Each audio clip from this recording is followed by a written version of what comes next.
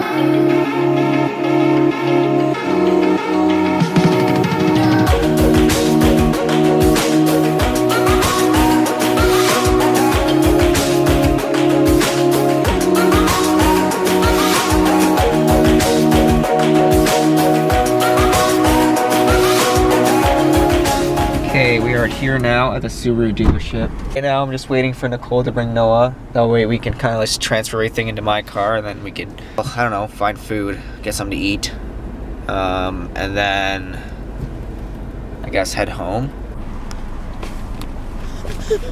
So right now we're trying to look for a place to eat. We're probably gonna go to the mall because, I mean, we're in Kingston, so we might as well just chill out in Kingston. But I do have to get home. Not anytime soon, just in enough time to help my friend get his license. Well, his G license. Okay, what am I searching? Cataract. No, it's a Q. What? Why would it be? I can't spell. I have a headache so bad. I think I have an ear infection. That's disgusting. It hurts like a lot. It hurts. You hungry, buddy? Don't even ask him. He's gonna get in the mood. He's always in a mood. He has your personality. He does. He really does. He did get woken up for you should have saw his face. He was like this. He was like, looks at me, and I'm just like, what? And he's like, ugh. And I had to set him down because I had to grab a sippy cup and threw it under the bed. So I couldn't obviously lift him and get him under the bed, right? Yeah. So I set him down, and he was so tired, he curled up on the floor and started to fall back to sleep. And I was just like, no, you can't do that. And I lifted him up. So Nicole said it was the valve springs in the engine that has to get replaced, and it's just construction. But pretty much, I think it's because the Subaru Crosstrek is such a new vehicle, even though it came out in 2013. Nicole has 2013. It's the fact of the Crosstrek, which is a model of the car, it came out in 2013. Crosstrek never existed before then, meaning it's such a new model that I think it's gonna have its problems, it's gonna have its downfalls. That's why I wouldn't necessarily buy a new model that was just made or just invented, because it hasn't been tested long enough. It hasn't been... What happened to the mall?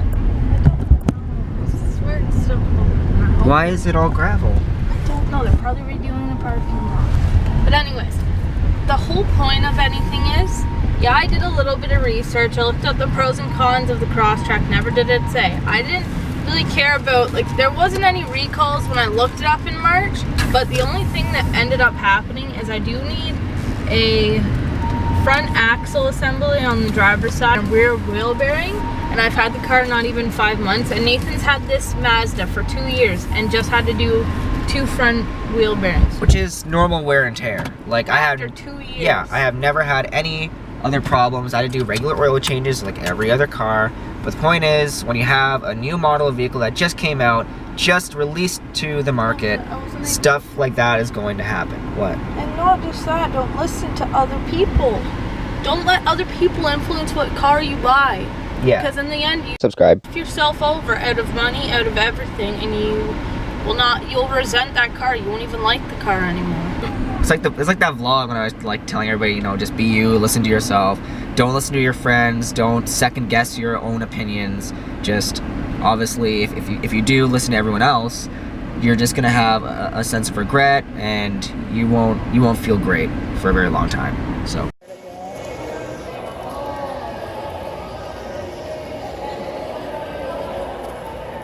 Hey. Don't throw that. Here, you want to see that book?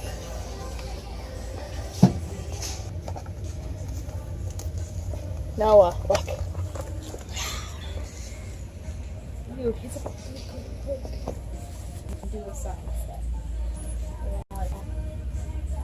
Yeah, I was trying to kill some time while we're in Kingston before I have to go back.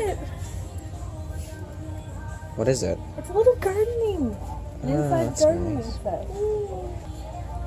Yeah, we're trying to kill some time before I have to go back to help Joseph, my friend, with his driver's test. Well, practicing for his driver's test. You know what?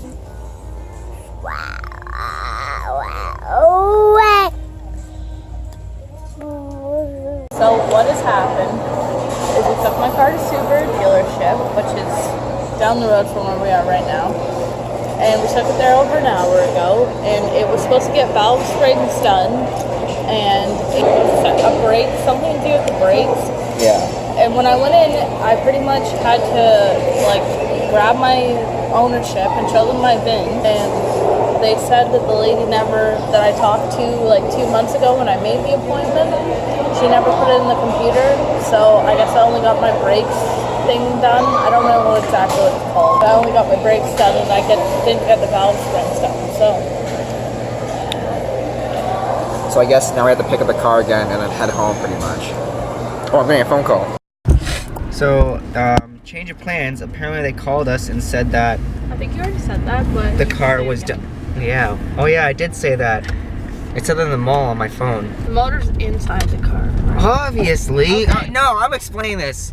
So apparently the valve springs, that something was wrong with the valve springs that had to be replaced, and they said that we're gonna drop off the car and then we could pick up the car tomorrow sometime around like 3 o'clock to 5 o'clock p.m. tomorrow. You can just come back tomorrow. And they call us while we're in the mall and they're like, oh, the car is done. We're like, that's weird, that's fast. So I don't think there's anything wrong with the valve springs. There was something else wrong with the braking system. Not like the brakes, not the rotors or the brake pads or anything to do with that. But I think something to do with the sensor behind the brake pedal. That there was something wrong with that they had to fix. You're literally right. That's exactly what it was, Nathan. No joke. You just said it, and you didn't even look at the piece of paper. That's honestly what it was. Oh, really? Yeah, it's the sensor behind the brakes and brake pedal. Oh, wow. I can't believe you didn't even look at the paper. He even said that. That's exact words he said inside the Subaru dealership. Really? You weren't even in there. It was me. Oh, wow. That is awesome. Anyway, but like the thing is, like, we're just trying to pick up the car, and Nicole's gonna go to her place with Noah, and I guess my friend doesn't really feel up to driving tonight, so we're gonna do that tomorrow. Kind of sucks. I was kind of like getting amped up for that. Whatever, it's up to him. So he actually has a fear of driving.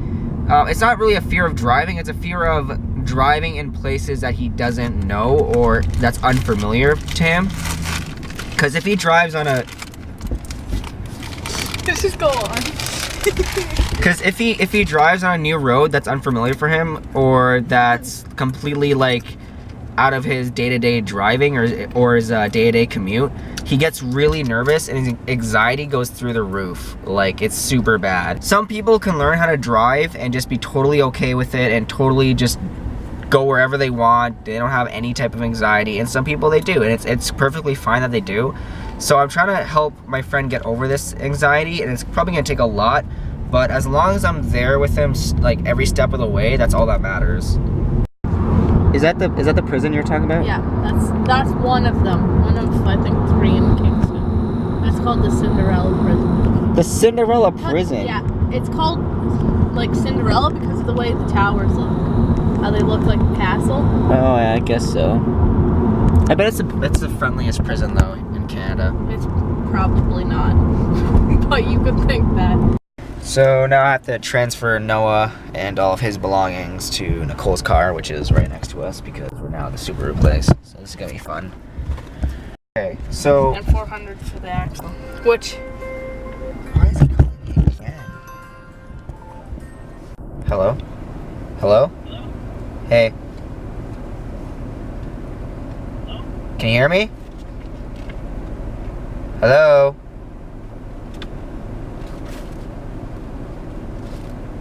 Anyway, you were saying? Anyways, so for my friend Axel. Okay, so for... Sorry. Yep. Hey. Can you hear me? Okay. Yeah, so my best friend just bought a camera, a Rebel T100, I do believe. So yeah, he just wanted to call me and said that he, bought a camera and whatnot. It's covered, it's all under warranty, and he got a really good deal on it, so I was quite happy for him. So yeah, let's get all this stuff piled into the car. Ready to go with mommy? So now I'm heading home. Take the time to edit this vlog, and I think this is a good spot to end it. But before I leave, I just want to talk about one of my good friends who I used to work with about 2 years ago, maybe 3 years ago now. He randomly messaged me and he said, hey, what acting school is your brother going to? I was thinking of getting into acting.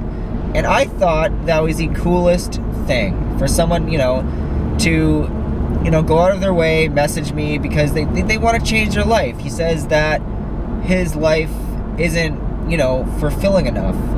Working a day-to-day job or doing his hourly shifts, it seems boring to him.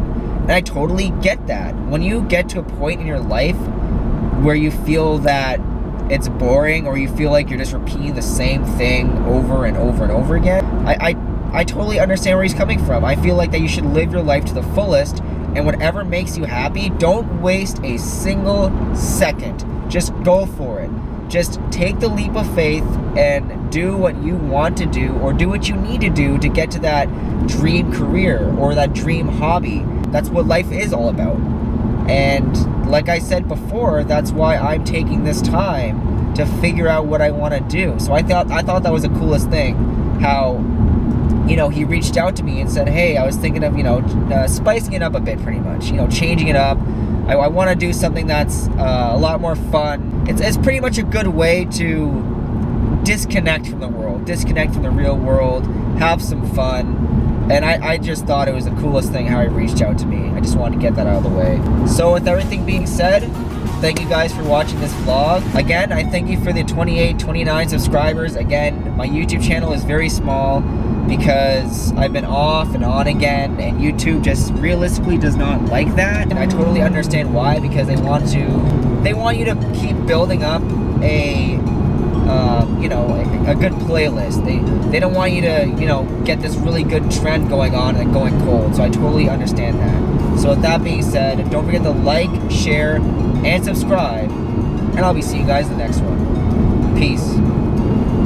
Literally, we just had the weirdest thing happen. Well, it wasn't really weird, it was kind of like rude. Like, someone left their kid like in the middle of the walkway in the food court, and like obviously I'm like looking around, like as we're walking by, just a quick glance around, like, okay, where's this kid's parents? And then like this mother's like approaching us violently, like, oh, what, are you questioning my motherhood? And at this point I'm thinking to myself, I mean, a little. It's like, you just left your kid in a highly, like, a very busy place alone. Yeah, I am.